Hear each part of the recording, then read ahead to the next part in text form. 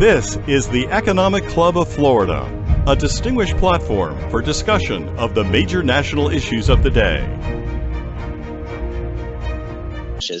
I'd like to introduce Barney Bishop, who's Secretary of the Club. Barney is Strategic Public Affairs Consultant and the immediate past President and CEO of Associated Industries of Florida. And I know Barney's not going to come up with his mask on, but I saw him come in the room. Barney, go ahead and hold up your mask. So Barney is also the former executive director of the Florida Democratic Party. Barney's wife, Shelby, and I know this isn't Tiger Bay, but I like jokes, sorry. Barney's wife, Shelby, is the executive assistant to the Florida Secretary of State. Barney will introduce our distinguished speaker. Barney.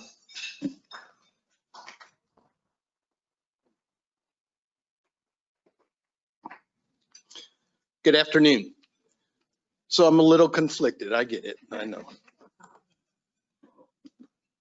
Our speaker today is Jonathan Kilpatrick, a cybersecurity expert with a top secret clearance who has had his feet firmly planted today in both the private sector as an entrepreneur and in the military. He is a major in the Florida Air National Guard with over 30 years of service to our state and our country. So Jonathan, thank you so much for that.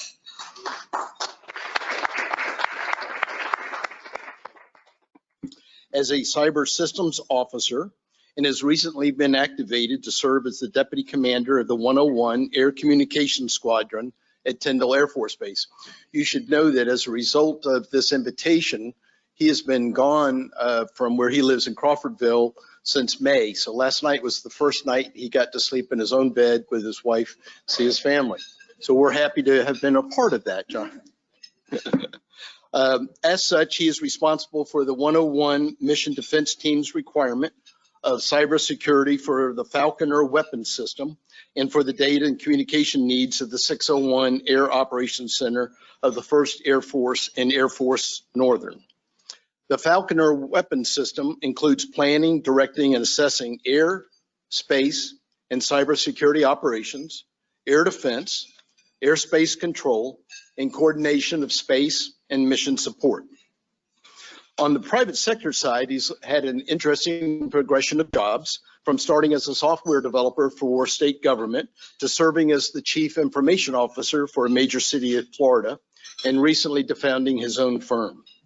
He began his career in state government as a system project administrator for the Florida Department of Highway Safety and Motor Vehicles, where he had increasing responsibilities in their comprehensive data center with development, implementation, and maintenance of online and batch applications. So hope you can tell us what that means. But he then became the division information officer of the 200-strong Division of Standards at the Department of Agriculture and Consumer Services, where he had oversight responsibilities for software applications and for 5 other departmental divisions, and he maintained 3 Oracle databases with database and network management and server administration. From there, he went to join the city of Tallahassee as the Utilities Technology Development Manager, where he managed IT resources for the city's utility grid, including cybersecurity, GIS, or Geographical Information Services, SCADA, engineering and maintenance. While there, he was able to implement numerous technology innovation projects that enhanced utility performance, and before being promoted, he completed an operational and technical evaluation for strategic initiatives to improve performance and efficiency. So he did a report. Yeah, it sounds so much better the way it's written. About 4 years ago, he was appointed as the city's chief information officer, where he oversaw all aspects of technology development and implementation, and led the merger of the utilities technology team with the information system services to create the technology and innovation department, with a staff of 153 and a budget of $50 million. He implemented again a SCADA system upgrade, a replacement of multiple department-specific work management systems into a single citywide asset work management system, which has led to a highly utilized mobile application for citizens and employee usage. And that is how you can now access, if there's an outage, you can now use your smartphone to find out how long your electricity is going to be off. As a result of his work for the utilities, he was selected to serve on the Energy Security Sector Consortium, which serves as a cybersecurity consultancy to energy companies around the country to keep their grids secure from foreign hacking. Last year, John took the plunge, founded his own firm called Trulight, LLC, and serves as the CEO for his firm, which provides advice and counsel on technology strategy and cybersecurity risk management for both public and private entities who want to leverage his experience in defense of their computer systems. He's a proud graduate of Troy University with a bachelor's degree in mathematics and computer information services, and he also has an MBA degree.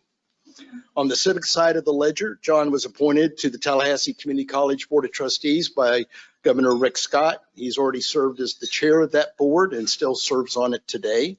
He's been selected to serve on both the Florida Public Sector CIO Academy Advisory Board and the Florida Digital Governments Summit Advisory Board.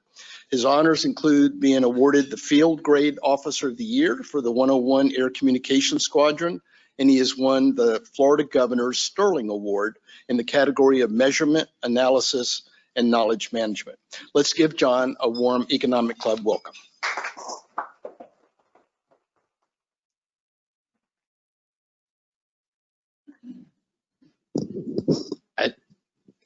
I told them me standing behind a podium it's like wearing handcuffs. I'm sorry to those that are watching. I talk with my feet where other people talk with their hands, so I'll try to stay in frame. Barney, thank you so much for the introduction. I know, Bill, when you said the distinguished speaker, I assumed y'all had got somebody else. So, but I really do appreciate this opportunity and to talk about the security systems of each of our organizations across the state and across the nation, of what is required to keep our systems safe, secure, and uninterfered with.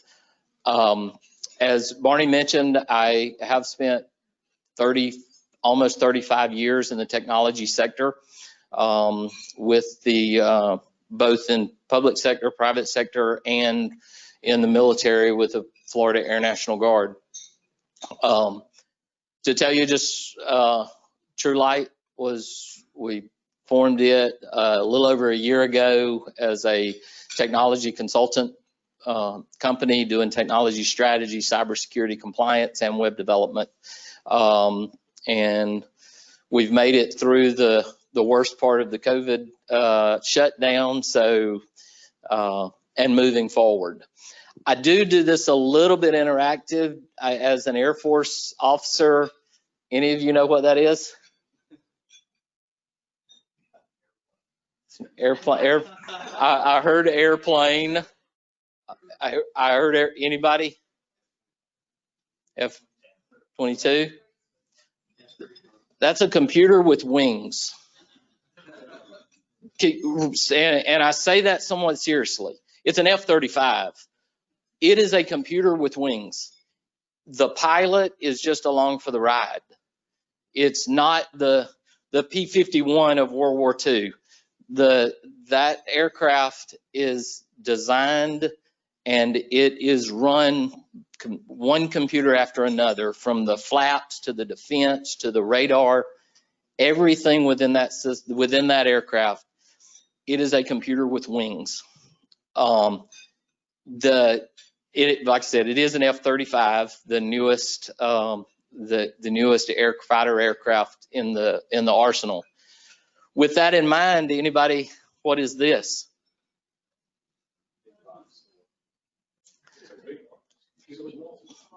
That's a technology company that sells stuff.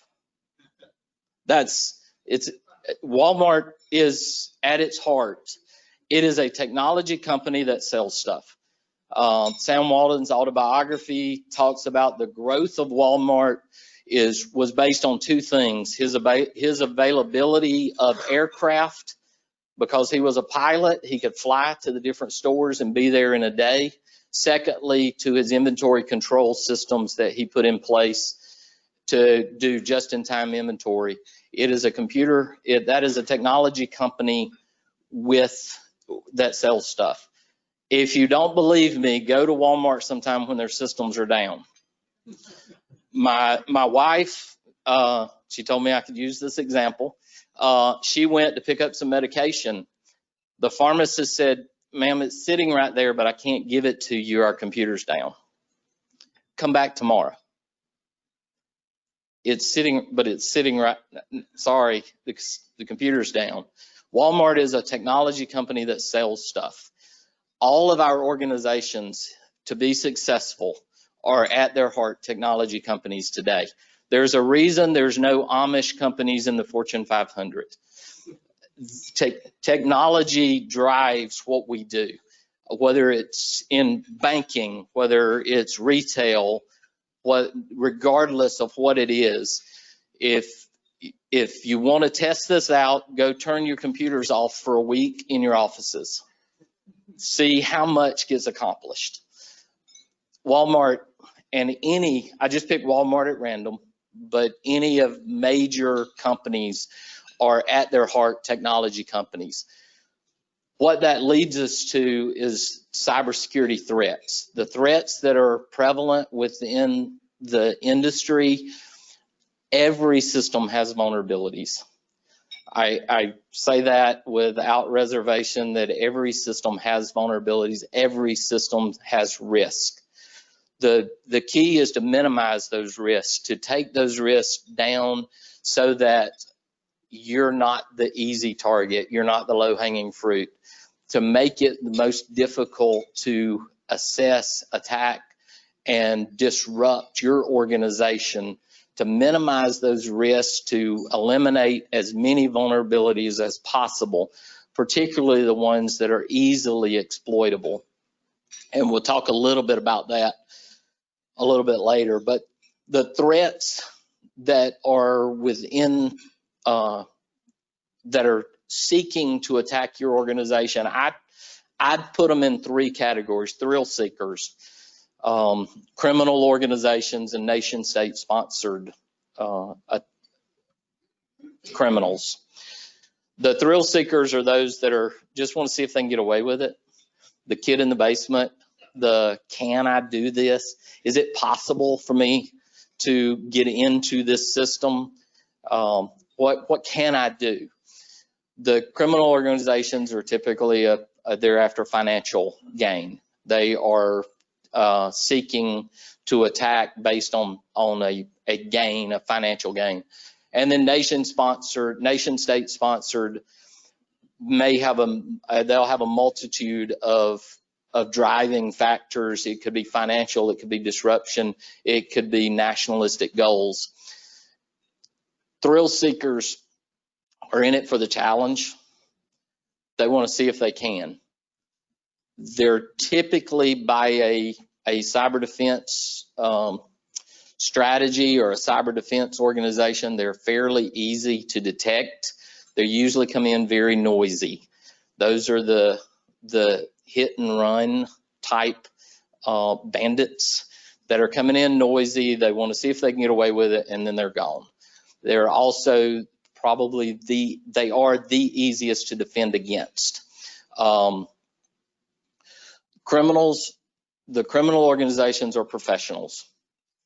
They're good at what they do, and there's a reason they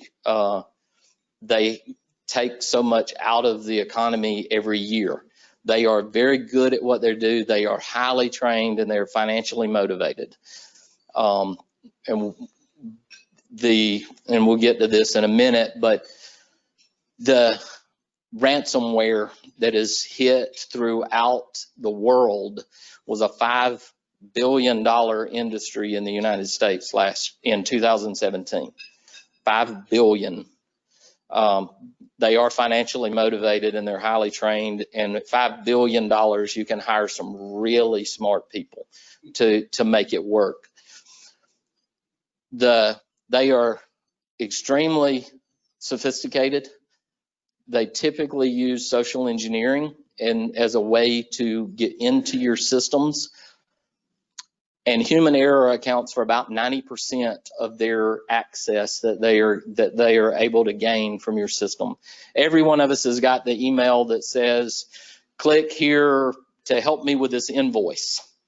I can tell you of a specific organization that I won't name, but that is exactly how they got in. They sent 10 people in leadership a message from the CEO that said, hey, this invoice needs to be paid immediately and I'm not in the office, can you take care of it?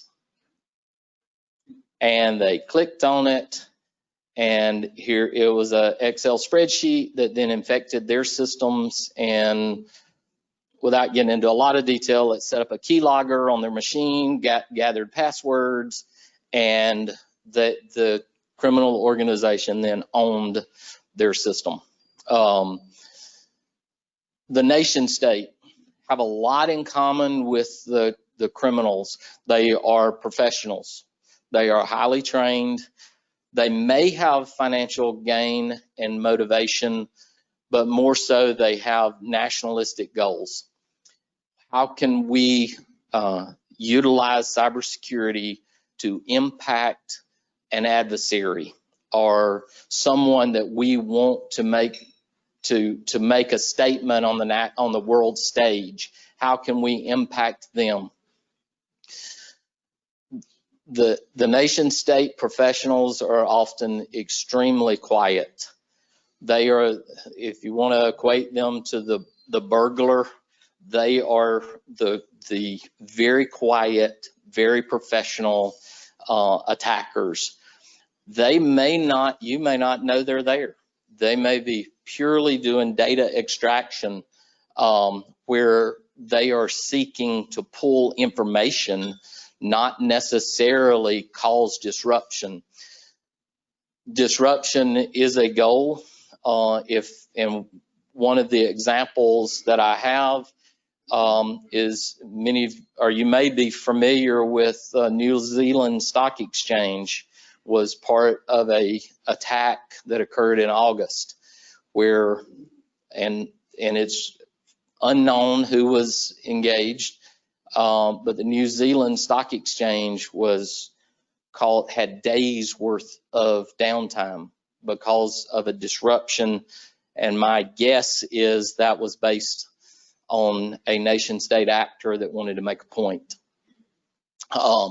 They can be involved in financial gain. North Korea typically is a state-sponsored finance of the government for North Korea. One of the examples I have is a North Korea attack on ATM machines, where they are utilizing ATM machines to fund their government. But one of the big things that separates nation state is the theft of intellectual property. They are after our technology. They are after technology within opposing or adversarial countries that they can pull in and utilize for themselves. If you look at some competing products that are on the market, you will be able to see the different, there's very little difference in some products that were developed in the United States, and then a foreign company or a foreign country's company then begins to produce them that are almost identical. And that has a lot to do with intellectual property theft by nation state actors on a grand scale. If you look at China's new stealth fighter and compare it, it has a lot of similarities to US, the F-22. So, cybercrime impact. The ransomware in 2017 was a $5 billion industry. There are a number of small governments in the Panhandle that have been attacked over the last year or two, particularly school systems. Wakulla County school system was in the paper last year, in the news for being attacked. A couple other counties within the Panhandle have been attacked. Lake City was attacked with ransomware. Again, the ones that I'm aware of was human error. Somebody clicked on something that they shouldn't have. Somebody did something that allowed access. But globally, by 2021, it's estimated that global cybercrime will be a $6 trillion business. $6 trillion, again, allows you to train and hire some very motivated, highly intelligent, very top-notch professional people.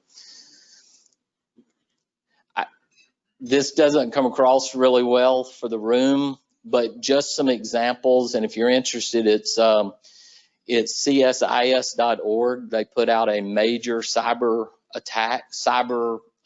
attacks each month. In August, these are just a few. An attacker working on behalf of the Iranian government was working to infiltrate North American and Israeli entities, including technology, government, defense, and healthcare.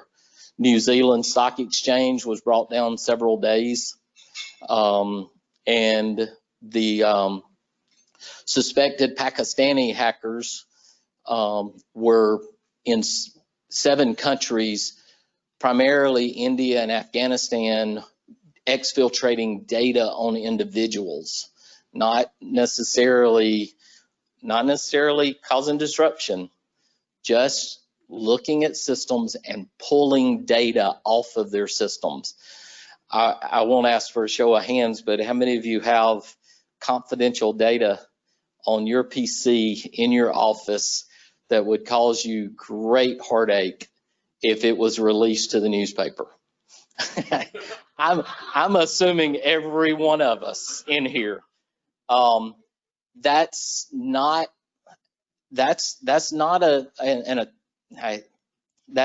something that would cause disruption in your technology systems, but it would cause huge disruptions in your organization.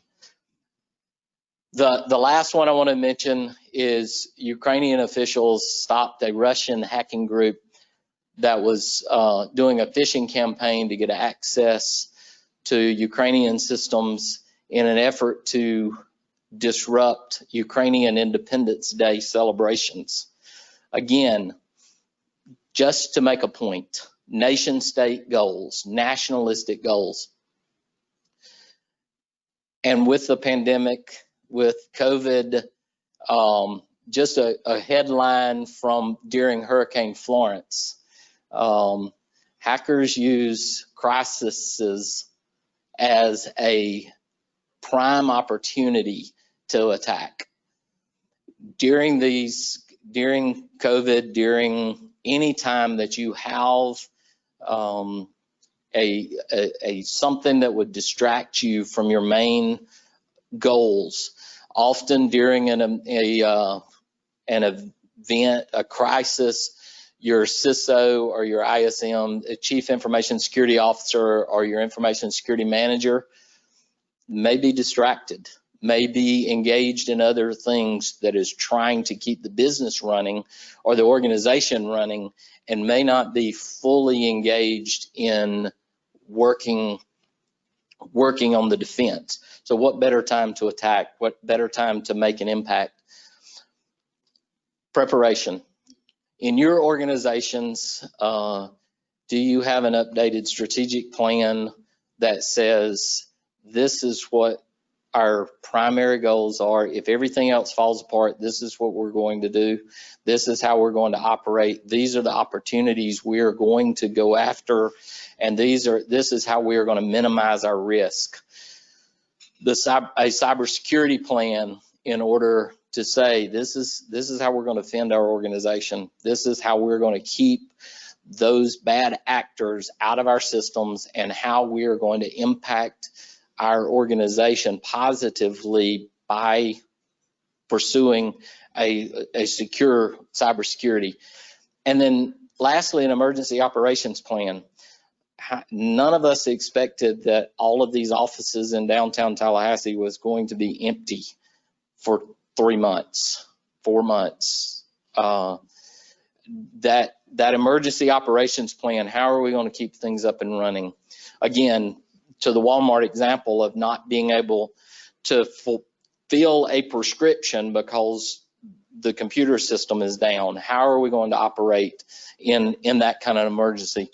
And I won't touch on many of these except the cybersecurity plan. But as part of that plan, I would recommend a regular penetration testing of your organization. How effective are you at stopping an outside actor? Are there vulnerabilities that you have within your system that make it easy to get in? Are there vulnerabilities within your system that allow access? Are your users trained not to click on that invoice email without calling and saying, hey, did you really mean this? Do you really want me to take care of this invoice for you?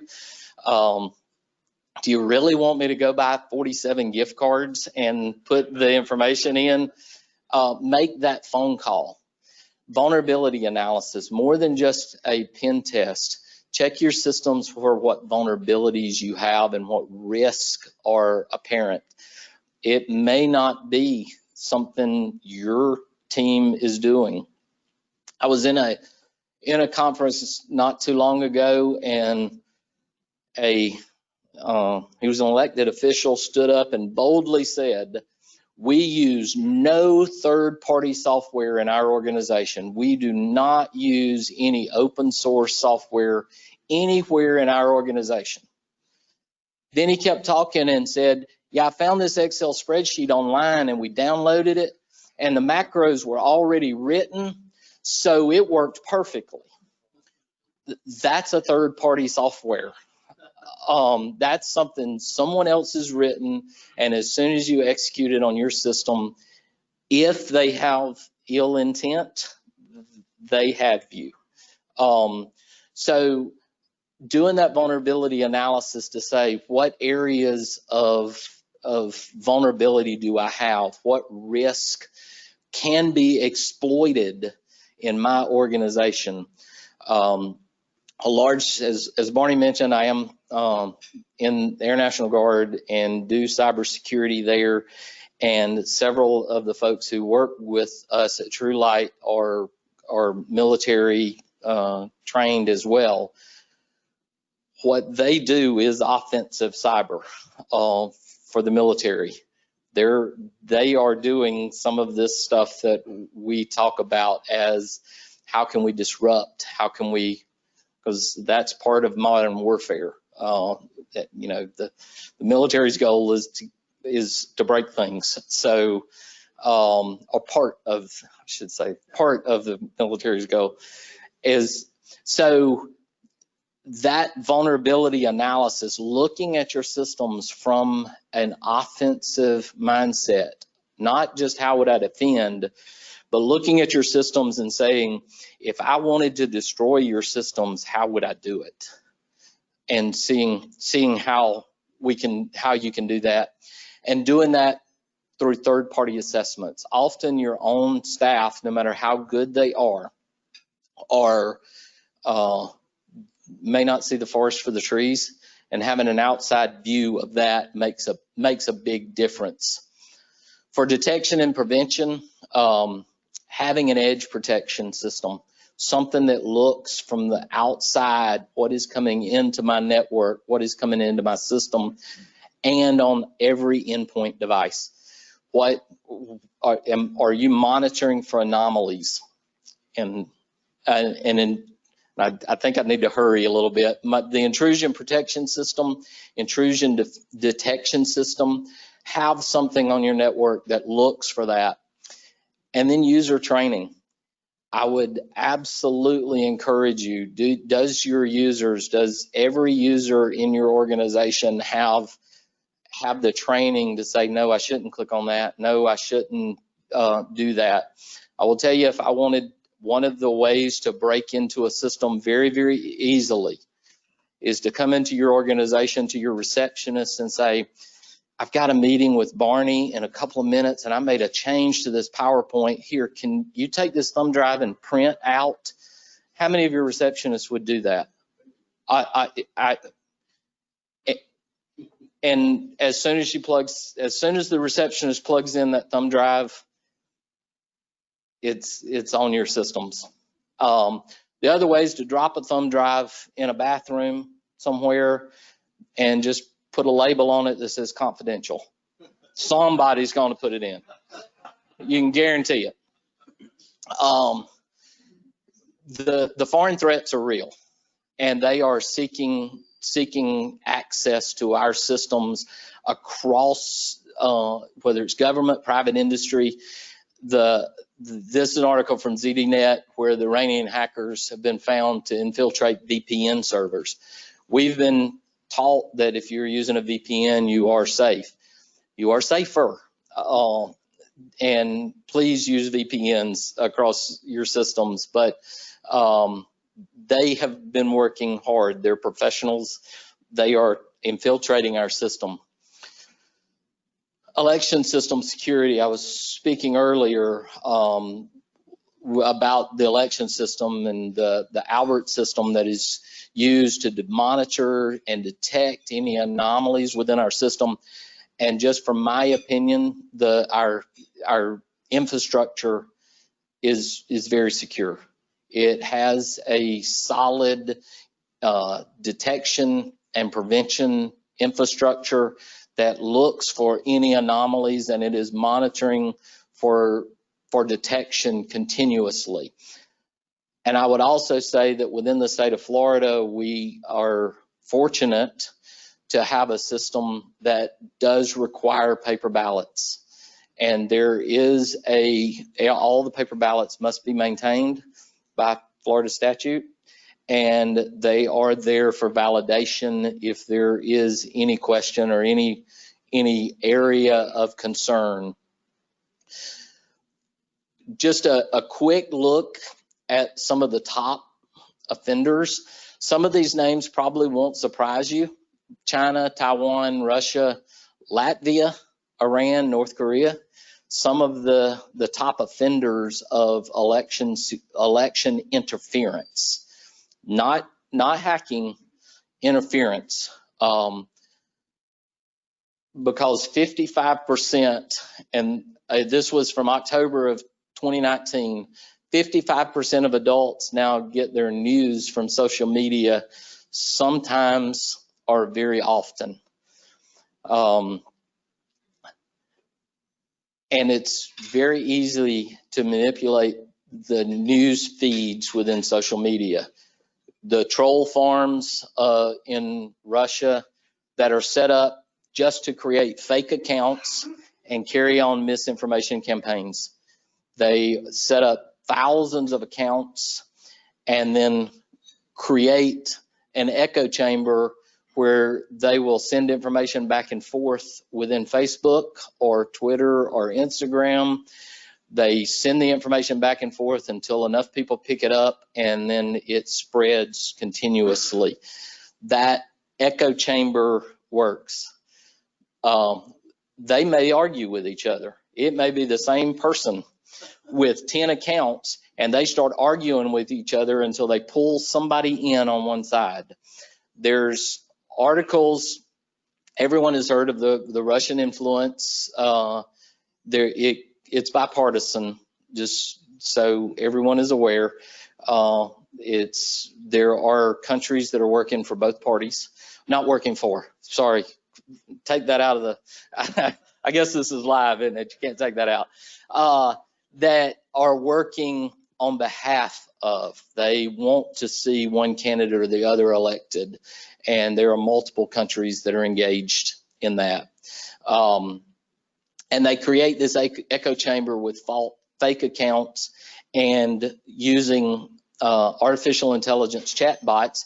It may not even be a person on the other end. It may be somebody, an artificial intelligence that is regurgitating information. Siri, Google Assistant, all of those are really good at just carrying on conversations, and they're being used in order to interfere with and sow division and sow disruption and mistrust of our election systems. I want to touch on this just a little bit, but this is one I cannot go into much detail about. You're welcome to look it up and read the public articles. But the U.S. Cyber Command shut down a Russian troll farm in 2018, leading up to the midterm elections. It was in the Washington Post, New York Times. It's been widely disseminated. But the U.S. Cyber Command, the National Security Administration, is actively working to defend against the misinformation that is created by these echo chambers, by these organizations that are looking to sow confusion and dissension and mistrust of our democracy and our organizations. If you look that up, just to kind of touch really high level, the U.S. Cyber Command infiltrated the troll farm, began to leak information of what the people's real names were, caused infighting amongst themselves, and then shut down their servers leading up to the midterm elections to halt that misinformation campaign. Extremely effective, and it was a defense with the misinformation campaign that the Russian troll farms were actively pursuing. For you, detecting misinformation, real quickly, if your Facebook shows a screenshot copy rather than a link, be suspicious. If it's a Instagram post that instead of the link to Instagram, it is a screenshot of an Instagram post, be suspicious of it. If it comes from an unfamiliar news source, if it's coming from a news source that you have never heard of before, be suspicious, try to validate that. Or if it's an unknown account, if it's something that you are not familiar with in any way, or an account that you're not familiar with, take a look at those with a little bit of suspicion as you're looking through it.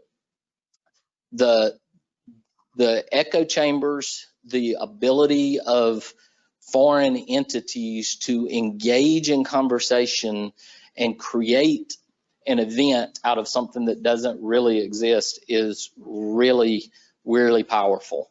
And it works. We repeat, we share, we comment, and then it creates its own momentum to share that information. As you're looking at those, as you're seeing those, look at them with a little bit of suspicion. I would leave you with kind of one last thing within your systems. What's important to you is to validate that your endpoint protection, your malware, your antivirus software is on every device and it is up to date. Make sure that if you are using open source software, that you have the latest version, that you keep it up to date, and you make sure that it is actively being updated, and update your security systems across the board. If Microsoft comes out with a new update, push it up, keep your systems up to date. They are continuously coming out. Every organization is coming out with updates that press the security as one of the primary reasons for updates. Zero-day vulnerabilities come out frequently, and they're announced across the dark web. And if you are not up to date, you then become extremely vulnerable to that. I really do, I know I'm running out of time. I really do appreciate this opportunity. And my phone number is up there. Please feel free to reach out after the fact if there are any questions or anything that we can talk further. I know this was a very high level discussion, but if there are questions or anything in depth that I or our team can look at, I would appreciate that opportunity. And I do want to introduce Michael Briggs. He's a partner with me in Trulight as well. And so either of us are available if there's details. Any questions? Yes, sir, I do have a question. Great presentation. Thank you for being here. I'm an attorney by trade, and it seems like there's a lot of well-established ethics around sharing information with the other side, what's privileged, what's confidential, what's disclosable. It seems to me in a lot of these contexts, the military side may be looking for vulnerabilities to exploit, whereas the business protection side may be looking for vulnerabilities to fix up. How do you manage that ethical dilemma where you're identifying holes in the armor, and what do you do when you find them?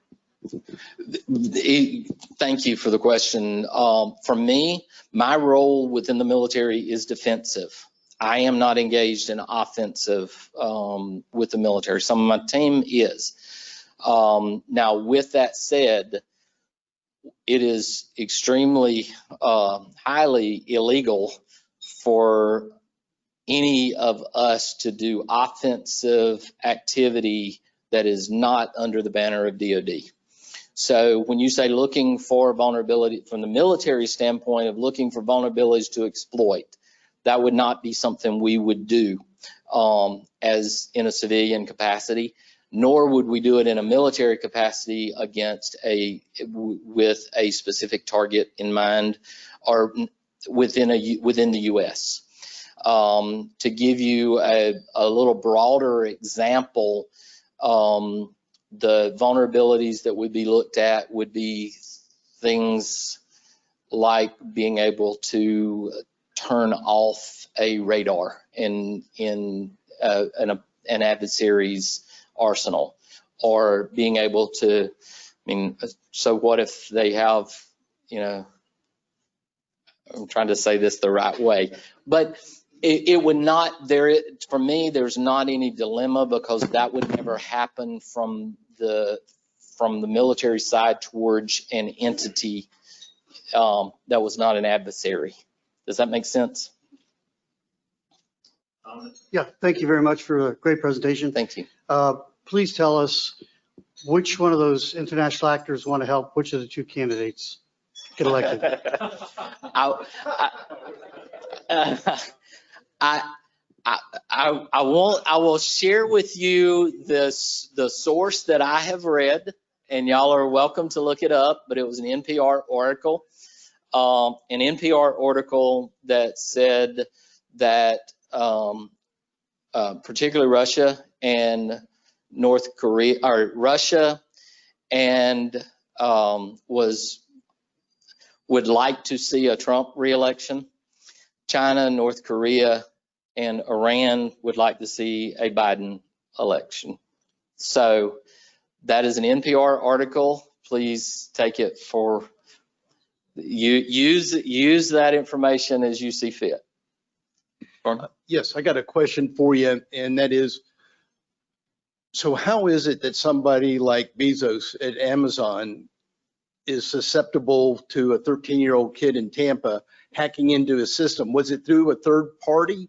And why don't huge companies like Experian, who've had hacks before, and other companies, how come they don't hire somebody to professionally come in and try to hack their system? Because if anything, to hire that 13-year-old kid in Tampa to do it, because these kids seem to be able to get into systems.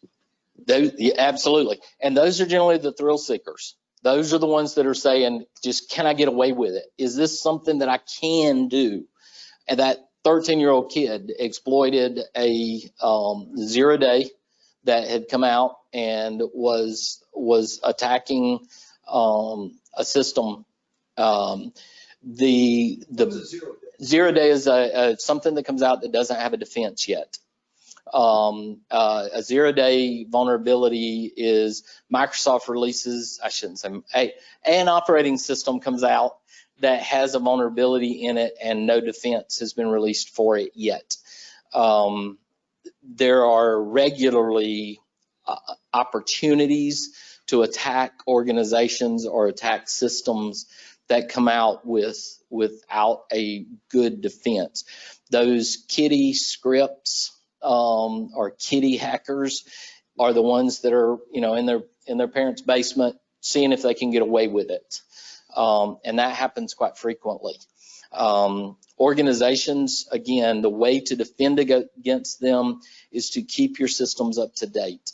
And Amazon, that had a single system infiltrated, you know, or is a little different than an organization that has their entire system taken over. So the best way to defend against those is to make sure your systems are updated constantly and do that third-party evaluation of, do I have vulnerabilities that I don't know about? I got the front door locked, bolted, chained, but there's a window in the back room that's open. How do you have a third party look at your systems to see if those vulnerabilities are there? Sure. So let me just ask one more question, and that is, so why don't companies hire professional hackers to come in and always look at that? The other thing is, why not on ransomwares? So if you have your system up in the cloud and you're all backed up, would you still be susceptible to ransomware? Why don't they hire? You could be an ad for us, Barney. Thank you for that. That using our offensive mindset to come in and look at an organization and say, okay, how would we attack this system? Is something I strongly recommend. Defensive cyber and offensive cyber, while they're on the same coin, they're different sides of that coin, and they look at things differently. What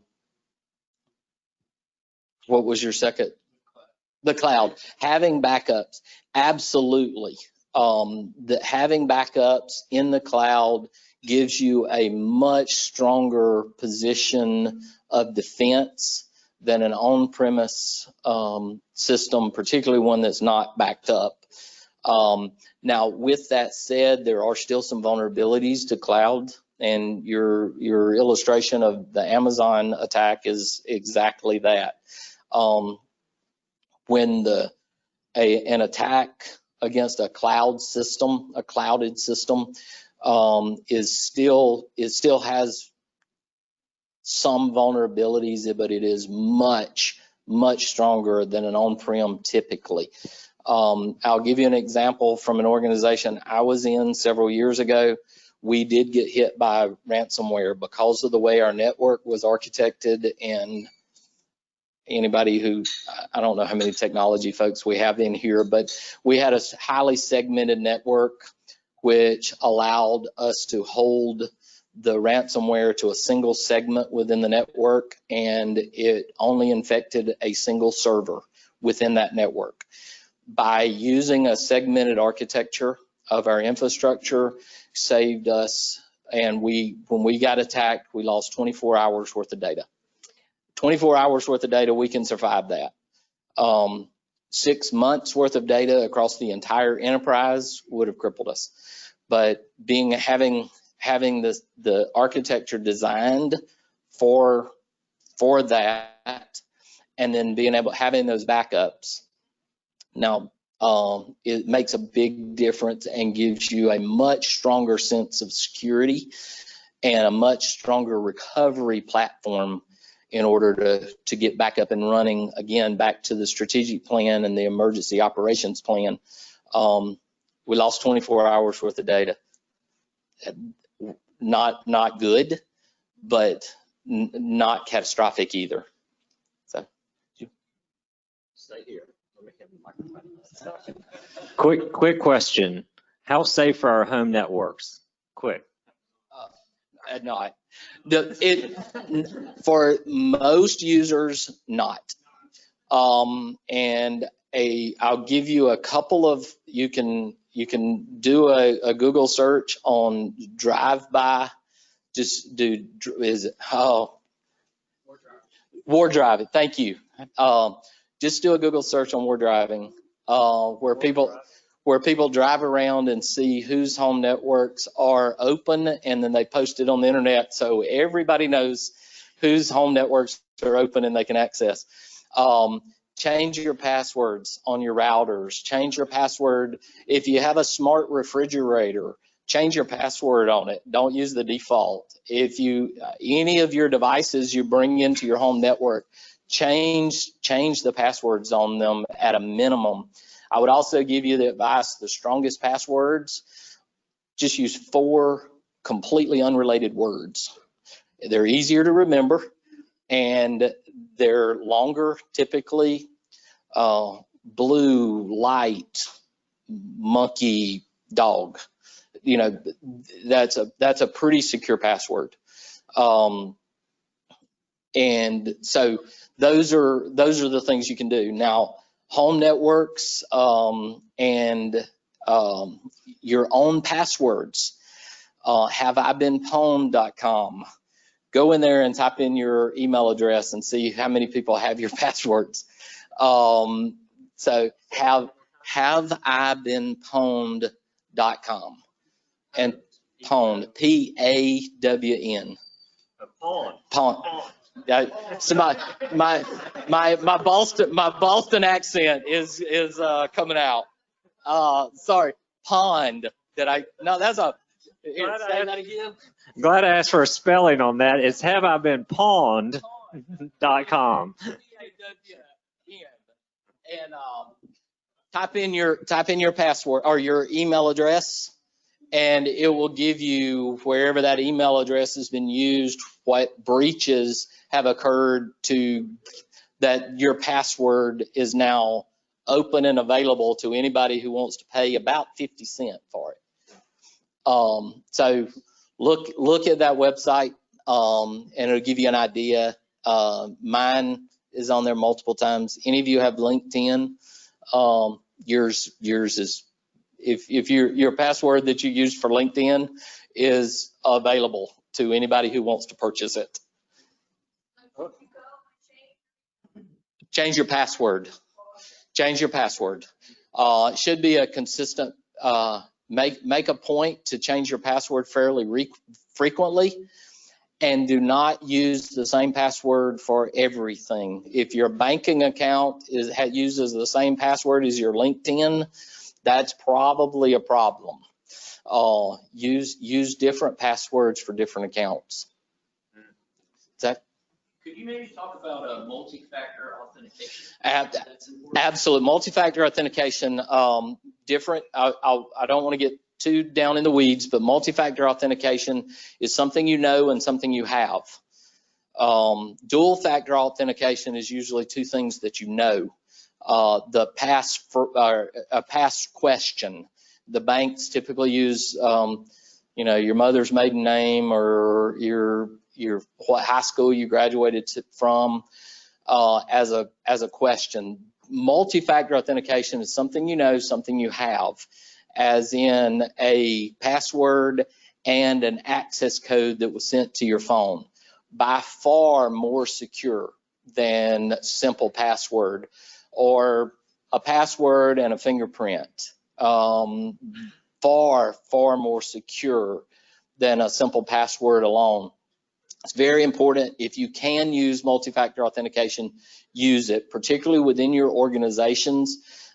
Extremely important, and adds a strong layer of security up for someone who is password harvesting and your information, because they can get your password, but they can't get your password. They're not likely to be able to get your password and your phone at the same time, or your password and your fingerprint.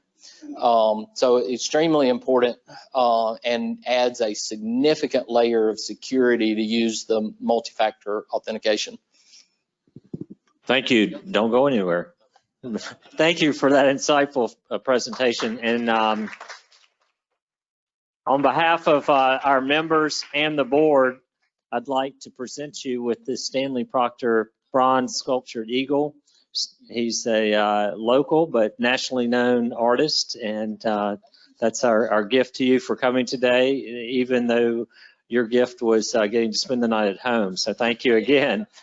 And please go home and change your passwords. Y'all have a great day.